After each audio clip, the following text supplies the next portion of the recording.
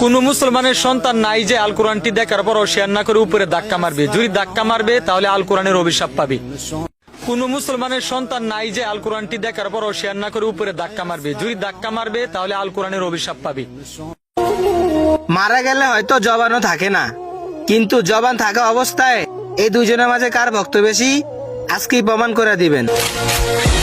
কোরআন দেখো কিন্তু কোরআন শেয়ার করো না, তাহলে তুমি বুঝে নিও তোমার দ্বারাতে কোরআন শেয়ার করা আর হলো না।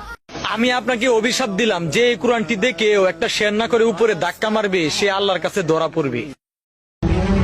জানিস বন্ধু কি হতে যাচ্ছে? কি হতে যাচ্ছে?